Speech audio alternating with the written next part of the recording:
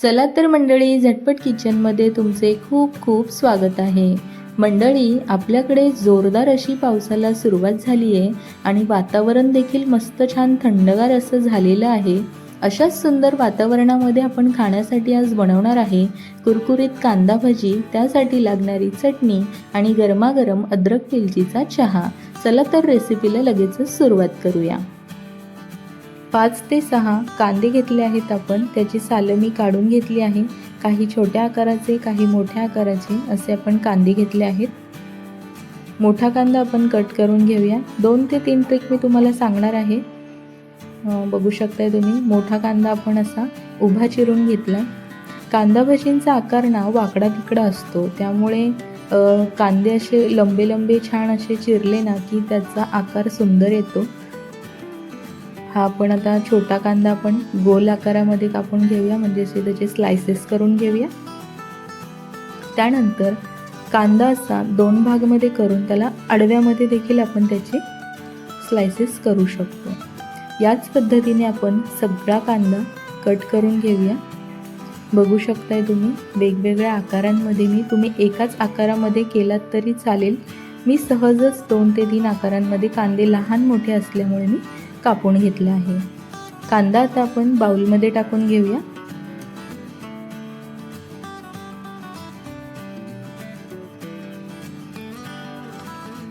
हाताने आपल्याला कांदा छान असा कुस्करून घ्यायचा आहे, म्हणजे असा चोळून घ्यायचा आहे, म्हणजे त्याच्या लेयर्स व्यवस्थित सुटतील.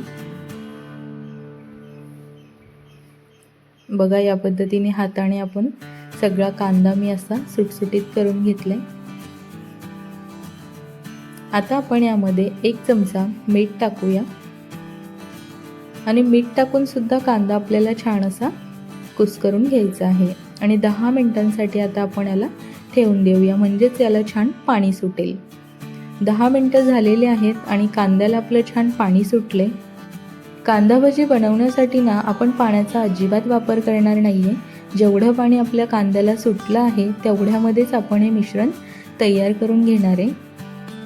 5 ते 6 लसूण पाकळ्या आणि 2 ते 3 हिरव्या मिरच्या बारीक कापून घेतल्या आहेत आणि लसूण छान असा बारीक ठेचून घेतला आहे, तो आपण यामध्ये टाकून घेऊया.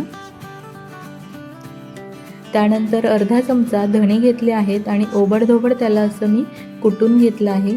धणे टाकल्याने फ्लेवर खूप छान येतो. अर्धी वाटी फ्रेश कोथिंबीर घेतली आहे, ती देखील टाकून घेऊया. 1 चमचा हळद टाकूया आणि याला छान असं आता व्यवस्थित मिक्स करून घेऊया. धने टाकल्याने ना ते धण्यांचा भजी खाताना जो फ्लेवर येतो ना, एकच नंबर असतो. तुम्ही टाकून बघा.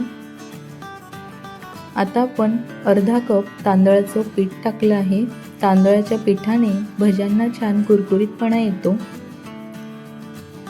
पाऊण वाटी आपण जवळपास बेसन पीठ घेतलं आहे आणि कांद्यामध्ये जेवढं पीठ बसेल तेवढंच पीठ आपण याच्यामध्ये टाकणार आहे. पाणी न घालता जेवढं पीठ बसते तेवढं आपल्याला टाकून घ्यायचं आहे. बेसन पीठ जास्त झालं ना की भजी कुरकुरीत होणार नाहीत, त्यामुळे अंदाज व्यवस्थित घ्यायचा आहे. अजून थोडंसं पीठ टाकलं आहे मी. बघू शकताय तुम्ही, पाणी न घालता आपण मिश्रण तयार करून घेतलं आहे. जवळपास अर्धी वाटी बेसन पीठ आपण वापरलं आहे. आता आपण भजी तळून घेऊया. कढईमध्ये तेल गरम करण्यासाठी मी आधीच ठेवलं होतं. आता आपण चेक करूया, तेल गरम झालेलं आहे.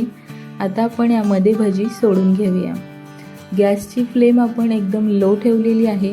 कांदा भजी आहेत त्यामुळे गॅसची फ्लेम लो ठेवायची आहे आणि छान मंद आचेवर आपण याला आता कुरकुरीत होईपर्यंत तळून घेणार आहे. मंद आचेवर भजी तळली ना की ती खूप छान कुरकुरीत होतात आणि सुरुवातीला तेल देखील आपल्याला जास्त कडकडीत असं गरम करायचं नाही आहे. थोडंसं मीडियमच आपण तेल गरम केलं होतं, म्हणजेच भजी जळणार नाहीत. भजीमध्ये आपण सोडा अजिबात वापरलेला नाही आहे. त्यानंतर आपण ओवा, जिरा देखील यामध्ये आपण वापरला नाही आहे, तरी देखील भज्यांची चव अप्रतिम होते. 7 ते 8 मिनटं, बघा आपल्या भज्यांचा कलर बदलला आहे. 7 ते 8 मिनटं आपण लो फ्लेमवर याला तळून घेतले. अजूनही आपण याला थोडासा कुरकुरीतपणा येण्यासाठी यामध्ये 2 मिनटं छान परत तळून घेणार आहे. ऑलमोस्ट रेडी आहेत. 2 ते 3 मिनटं झालेली आहेत आणि भजी आपली तयार झाली आहे. आता आपण काढून घेऊया आणि याच पद्धतीने सगळी भजी आपण तळून घेऊया आणि त्याचसोबत आपण लगेचच आपली सिक्रेट चटणी बनवायला घेऊया. चटणीसाठी लागणारं साहित्य बघूया. 2 ते 3 हिरव्या मिरच्या घेतल्या आहेत लाल झालेल्या, अर्धा चमचा जिरा घेतला आहे, 1 चमचा गूळ घेतला आहे, हिरवीगार कोथिंबीर, पुदिन्याची पानं, 4 ते 5 लसूण पाकळ्या आणि 1 चमचा चिंच घेतली आहे. आता आपण हे सगळं मिक्सरच्या भांड्यामध्ये टाकून घेऊया. छान असं बारीक आपण वाटण्याचं करून घेणार आहे. अशी चटणी तुम्ही कधी बनवली आहेत का? आणि नसेल बनवली तर एकदा बनवून बघा. कुठल्याही स्नॅक्ससोबत तुम्ही ही चटणी खाऊ शकता. खूप छान या चटणीची चव लागते. 1 चमचा साखर घालूया, 1 चमचा मीठ आणि आता अर्धा ग्लास पाणी टाकून याचं छान बारीक आपण वाटण तयार करून घेऊया. बघू शकताय तुम्ही चटणी आपली छान तयार झालेली आहे. तर मी वाटीमध्ये काढून घेते.